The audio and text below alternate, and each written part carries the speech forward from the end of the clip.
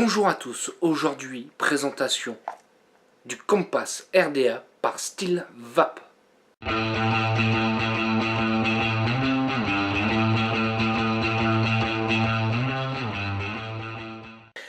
Un, 2, 3. Le Compass sera livré dans cette boîte. Derrière nous avons un flash code avec un scratch code pour voir si c'est bien un original. Donc à l'arrière il est marqué ce qui est fourni à l'intérieur, un Compass RDA extra cap, accessoire bag et un manuel. Faut savoir qu'il existe en plusieurs coloris, vert, bleu, noir et rouge. Donc on pourra ravir plusieurs personnes par ces couleurs et on va les voir un petit peu. Donc nous avons le petit manuel d'utilisation, si on peut dire ça. Donc voilà, je vais mettre de côté. L'avantage de ce dripper là, c'est qu'on est fourni avec deux top caps, un couleur et un SS. Nous avons aussi deux drip tips en 810, un SS et un en Ultem, et c'est pas pour me déplaire. Je vais sortir tout ça et on va aller voir ce qu'il y a d'autre de fourni. Donc nous avons une petite encoche derrière. Donc nous avons des O-rings, donc des joints de remplacement. Nous avons une petite clé comme ceci en fait qui va servir de tournevis en même temps pour pouvoir tenir les coils. Ça va nous faire un tout et c'est plutôt pratique ce genre de choses. Et moi ce que j'apprécie particulièrement, c'est qu'on nous avons un isolant en pic fourni en plus. Pourquoi je trouve ça important? Des fois ça peut arriver, surtout sur ce type de dripper là, vous allez voir qu'on va être sur un dripper clutchizing. Ce petit isolant là, si on a tendance à faire des montages un peu brusques, il va avoir tendance à fondre. Ah, mais il faut y aller, hein. Faut vraiment y aller. C'est pas négligeable d'en avoir un d'avance. Donc je remets tout dans la boîte. Et on va aller voir un peu les particularités de ce dripper là. Donc c'est un dripper qui fait 25 mm de diamètre. Donc on est quand même sur un dripper assez large. Nous avons un numéro de série gravé. Design and manufactured by StilVap. Le pin est en plaqué or. La hauteur, nous faisons 38 mm de hauteur avec le drip. Donc on est assez large mais on est assez petit au niveau de la chambre d'atomisation. Au niveau du top cap, donc nous avons une première gravure Compass et StilVap. Ce qui va être très intéressant, ça va être de regarder cet airflow là. Donc là nous avons un airflow normal sur le top cap de couleur et on va aller voir l'autre. Là par contre ça va être différent. On va avoir un top cap en biseau. Alors je sais pas si on arrive à bien le voir au niveau de la caméra. Qui fait que ça va orienter la vapeur. Alors je trouve ça dommage, pourquoi ils l'ont pas fait sur le deuxième. Ouais, c'est dommage. Au niveau de la hauteur, on est légèrement plus haut sur celui en SS. Ça se joue pas à grand chose, mais on est légèrement plus haut. Je pense que c'est fait pour faire une chambre d'atomisation plus grande, plus haute, pour avoir une vapeur plus froide. Donc je vais mettre ce top cap là de côté. On va commencer à démonter. Donc le drip type 810. On va aller voir tout de suite une petite particularité de ce dripper là. C'est que au niveau du top cap, on a des petites encoches à ce niveau là.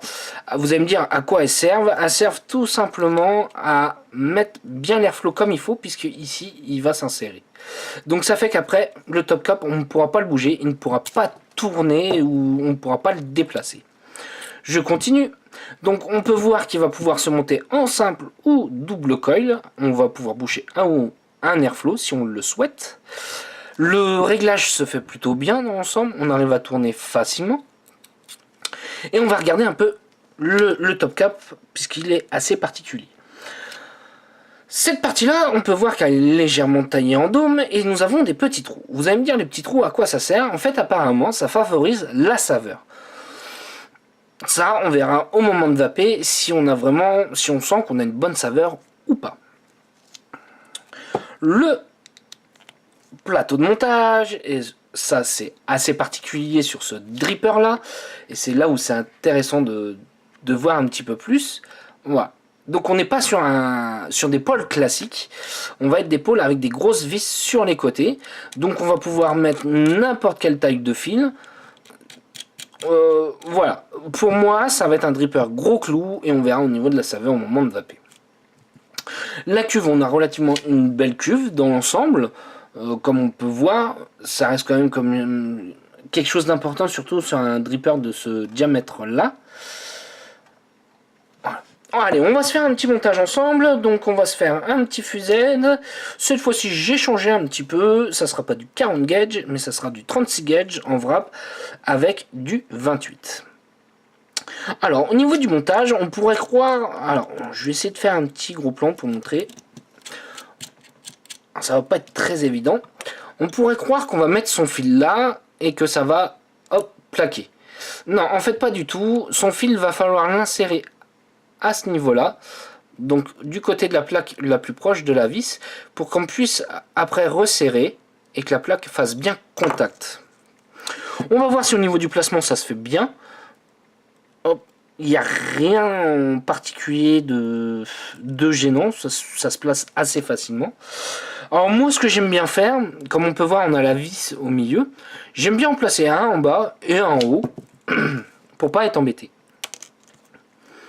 Donc je fais la même chose de l'autre côté.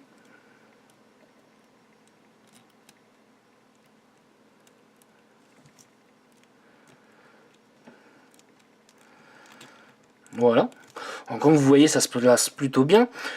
C'est là où ça va être intéressant d'avoir cette petite clé là, puisqu'on peut voir sur l'épaule qu'on a des grosses fentes. C'est bien, ils nous ont pas mis de BTR, ils nous ont mis du plat, mais du gros plat. Donc c'est-à-dire si on perd cette petite pièce là, ben, on va pouvoir prendre un tournevis classique. Donc je vais commencer à resserrer.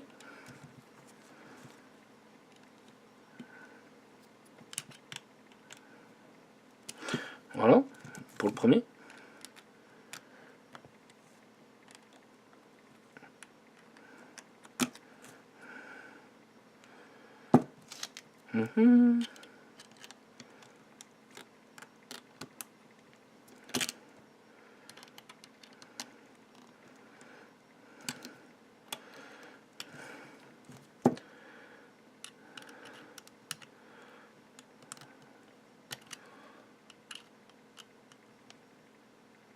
Voilà, il n'y a rien de bien compliqué.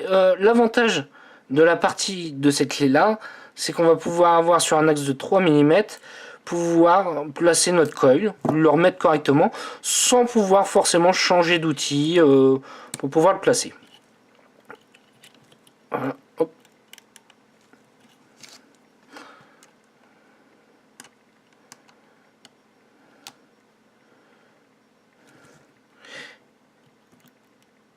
Et voilà, donc là il est placé. Pour couper mon fil en mettant du côté un en haut et un en bas, ça se fera tout seul. Donc celui d'en haut,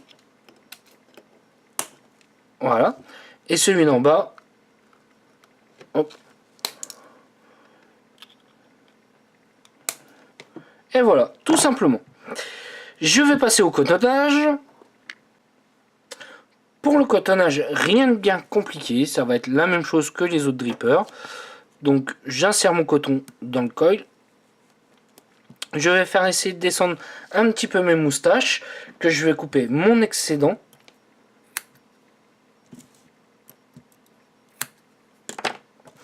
Je vais les insérer dans la cuve. C'est pour ça de les faire légèrement plus longues, c'est pas plus mal. Comme ça on va avoir notre coton qui va tremper directement dans la cuve, comme vous pouvez voir. Voilà, ça sera pas plus mal. Je vais faire la même chose de l'autre côté.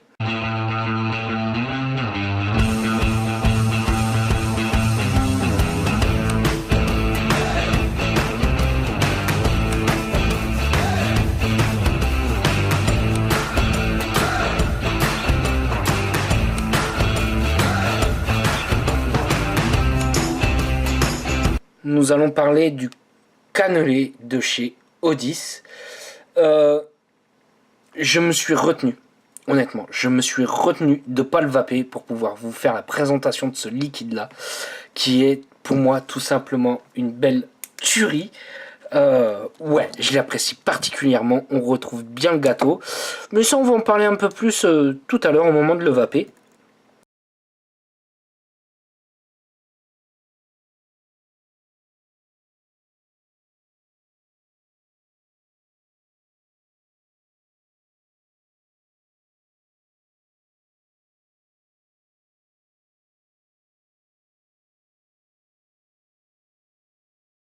Donc ça, c'est le Top 4 saveur, celui qu'on peut monter en simple ou en bipod. Et voilà. Donc ma résistance est à 0,35 ohms. Et puis, on va se voir ça tout de suite. Donc là, je l'ai mis en position saveur.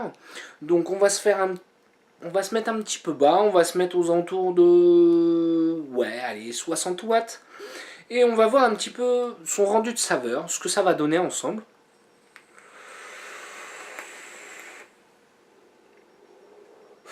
On fait quand même relativement un beau nuage avec.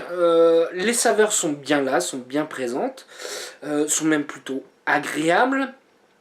On n'est pas sur un airflow de ouf, c'est-à-dire quelque chose de qui... Voilà. On est pile ce qu'il faut, ce qui est agréable. On peut le rendre même moins aérien grâce au top cap. Et je pense que là, c'est là où c'est intéressant. C'est ce petit liquide-là, le cannelé. Qu'est-ce que je vais en penser dans ce dripper-là? Et bien pour moi, les saveurs sont plutôt là. On retrouve bien ce petit gâteau vanillé, le cannelé bordelais, hein, forcément. Avec à la fin le caramel qui est là, mais un caramel cuit façon gâteau. Avec une petite touche de rhum très légère à la fin, à l'expiration.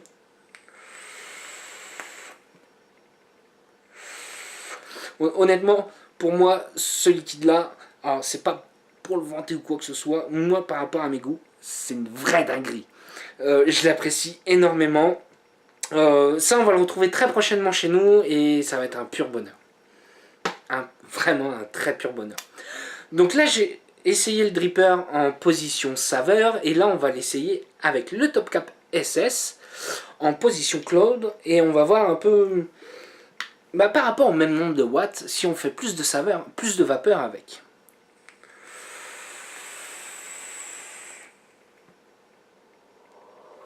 C'est vrai qu'on va avoir tendance à faire plus de saveur avec. La vapeur va changer. On est légèrement plus haut, donc du coup, on va avoir une vapeur légèrement, je dis bien légèrement, plus fraîche, plus froide. L'airflow qui fait qu'il soit en biseau, en plus dans le bon sens, je trouve ça pas mal. Ça aide au niveau de la saveur, on ne perd pas énormément en saveur, comparé à l'autre Top Cap.